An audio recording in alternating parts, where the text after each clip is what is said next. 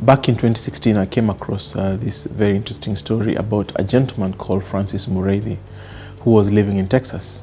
Francis was working 2 shifts in a day. His wife was working 3 jobs, and they were earning a decent income as a family, and they wanted to invest back home in Kenya. And they were sending 200,000 shillings to the brother every 2 weeks.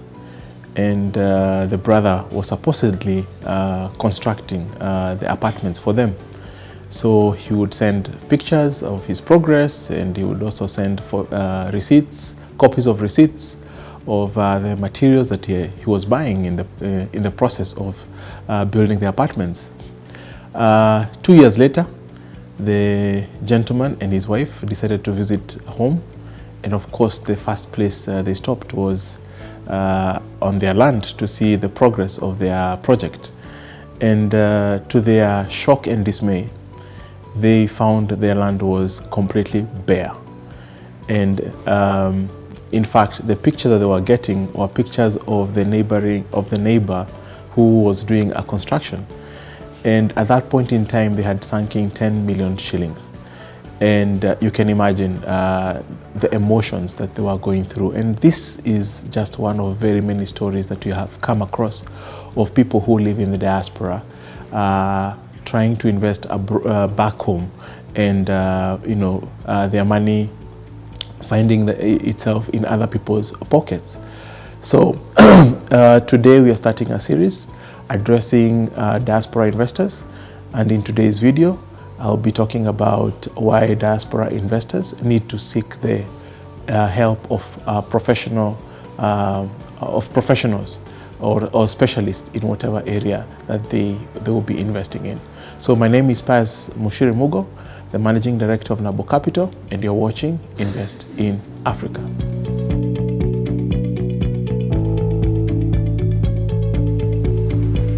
So Francis made 2 classic mistakes. Number 1, he entrusted his money with a relative instead of a money manager. Even if his brother had all the good intentions, he did not have the capacity to oversee someone else's money and be accountable for it. So in this particular case, I would have advised Francis to go for a money manager. And there are 27 money managers in Kenya, and Nabo Capital is one of them. Francis would have benefited greatly if he used a money manager.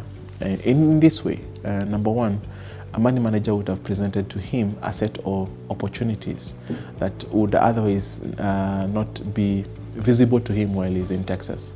Number 2, the money manager would have helped him to narrow down to 1 or 2 opportunities which he would pursue beyond just evaluation. The third thing is that the money manager would have signed an agreement with him, meaning that he would have committed to keep his money safe. Number 4, he would have had an orderly way of disbursing funds from the money manager to the project. And number 5, the money manager would have recommended to him other professional or specialists. For example, the contractor. A money manager would have gone beyond their normal duty to recommend other professionals like contractors. So those are the benefits that Francis would have benefited from. The second mistake that Francis did was to entrust a construction project to a relative, that is his brother.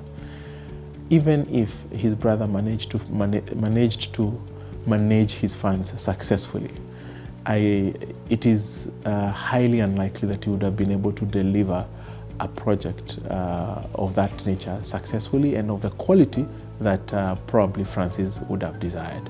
So I would have recommended that he hires a contractor, and a contractor would have signed an agreement with him, meaning that just in case the contractor bungled the project, he would have had a legal recourse to recover his money partially or in full. Secondly, a contractor would have been able to deliver the apartments to him, And thirdly, he would have been able to ensure that the quality of the apartments was up to what Francis would have expected with his wife to, but in order to be able to generate the kind of income that they were anticipating. So this is a classic story that really happens to the people in the diaspora, and I've spent quite a lot of time speaking to people in diaspora, and almost everybody I've spoken to, this is something they say that has happened to them. So I strongly recommend that every diaspora investor who wants to invest back home, you must use professional advice. Robert Kiyosaki says, it's not about how much money you make, it's about how much you keep, how hard it works for you, and how many generations you keep it for.